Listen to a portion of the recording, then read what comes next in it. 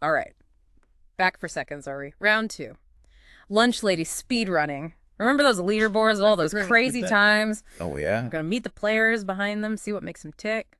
And let me tell you, this is not your average schoolyard brawl. Oh.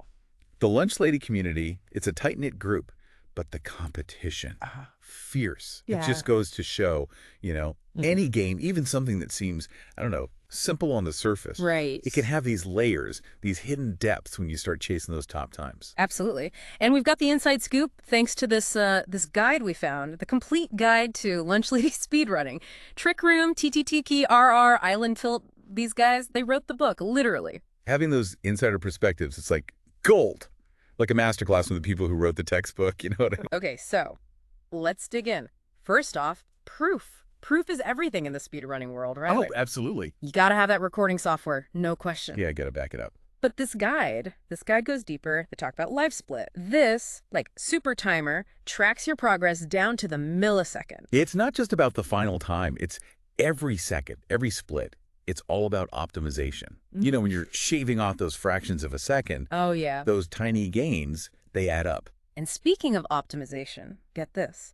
They actually tell you to crank your gamma settings way up. Yeah. Apparently, you can spot those pages, the keys, from, like, miles away. It's a clever trick, honestly. Like you're kind of manipulating the game's visuals, using it to your advantage. They even have a whole section on practicing seeing items. Yeah. Sounds weird. But you're basically training your eyes to spot those little details from far away. So it's not just about being fast, it's about being, like, hyper-aware, like a hawk swooping in for a French fry. Exactly. But hold on.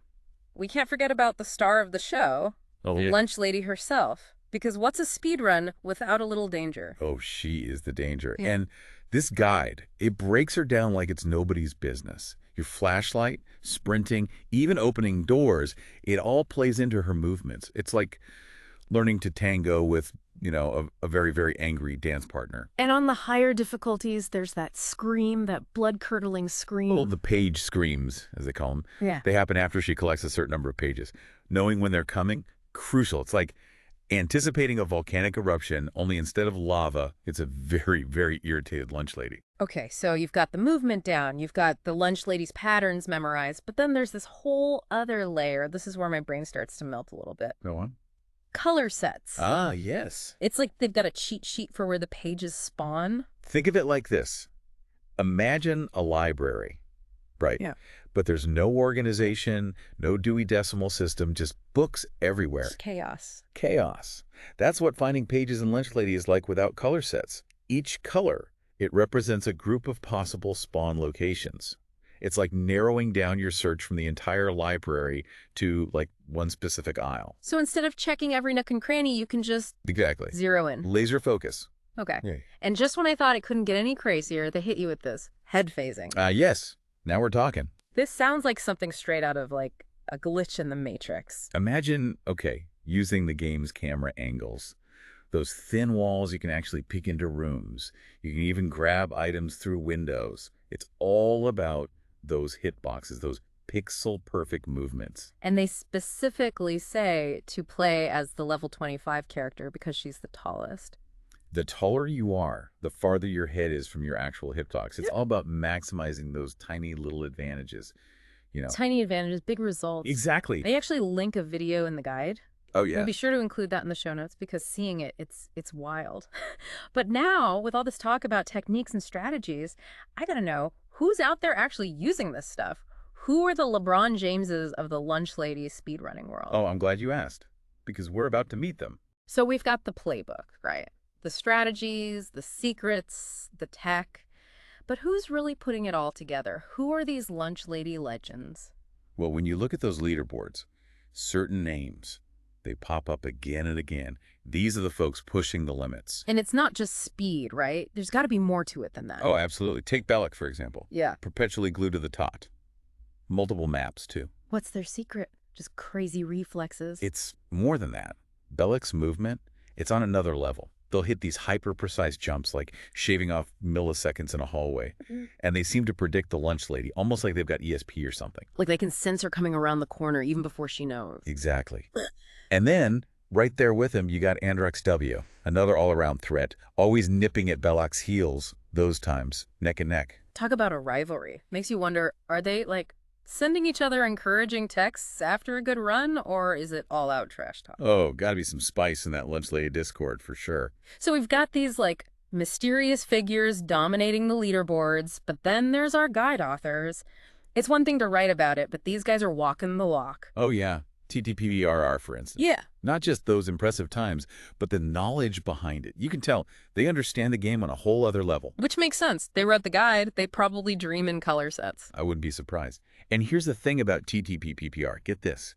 They're a top contender in multiplayer too. Hold on, really. So it's not just solo. They're out there coordinating, strategizing with a team. Exactly. Whole different skill set. Communication, timing, trust, the whole other beast. It's like synchronized swimming, but with, more screaming and dodging of projectiles. Exactly. And of course, we can't forget Trick Room, the other half of our guide writing duo. Out there, breaking records, sharing the knowledge. It's inspiring, Oh, totally. Speaks volumes about their character. They could easily hoard all those secrets, but they're passionate about the game, about helping others. And then you got those players who, maybe they're not topping every leaderboard, but they've found their niche. Like they've mastered one specific thing. Like Berksley Mel 214. Ah, yes. The Berksley specialist. That's like that map was made for him. Maybe it's destiny. Right. Or maybe it's just beautiful when someone finds that one thing and they own it. It goes to show, in the speedrunning world, dedication. It pays off, no matter what you're into. Totally. So we've got the legends, the rivalries, the dedication, but this guide, it teases some truly next-level stuff, things that sound straight up impossible. The death trick and island hopping. Expert, you ready to blow some minds? Oh, you know I live for this. Let's just say, these techniques, they bend the game in ways the developers probably never even imagined. All right, strap in, everybody. We're going deep, deep into the unknown here. Death trick. That's where we left off. Expert, even the name sounds kind of spooky, right? It's definitely a pro move, that's for sure. And, surprisingly effective when it works. So how does it work? Do you, have to offer up a sacrifice to the lunch lady to get a good time? Not exactly. Imagine this. Okay. 3-player team. They're down to the wire. 1 player's way across the map, grabbing that last page. They're in a tight spot. If they die and respawn, it's going to cost them, a ton of time. Makes sense. Meanwhile, the other 2 players, they're chilling at the exit, ready to escape. Okay, so far so good. Everyone in position. Then what? Here's where it gets wild. One of the players at the exit, they die on purpose. Hold on. What? Why would you ever? Because, and this is the genius part, while they're down, they crawl into the exit. Okay, now my head's spinning. Stay with me. As soon as that 3rd player grabs the final page, the game ends. Boom. Even though technically there's a player still alive out there. So they're tricking the game, making it think. They're messing with the win condition. It seems like the game sees that down player inside the exit and it counts them as 2 people or something. It's kind of like they found a loophole in the fabric of reality. All right, I'm just going to accept that. Death trick check. Now, island hopping. This one sounds almost pleasant. Don't let the name fool you. It's all about precision, timing, reflexes, and a whole lot of luck. The guide mentions something about, bending the game's physics, reaching impossible places. You got it. By chaining together these jumps and crouches, these pixel-perfect movements, they're scaling walls, hopping over railings, basically creating shortcuts where there shouldn't be any. So they're basically treating the school like their own personal playground. Pretty much. And there's no one right way to do it. It's all about experimenting, finding what works for you. Which is, I think, what I love about this whole thing. This community, they're not just playing the game, they're breaking it wide open. Absolutely. Pushing boundaries. Yeah. Rewriting the rules. We started with hot lunch, and now I feel like we've been served a full-course meal of speedrunning knowledge. It's amazing.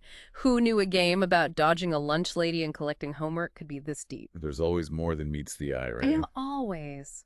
Well, there you have it. Next time you're staring down a plate of mystery meat, just remember, there are people out there speedrunning through school cafeterias, rewriting the rules, and maybe, just maybe, they'll inspire you to find those hidden shortcuts in your own life.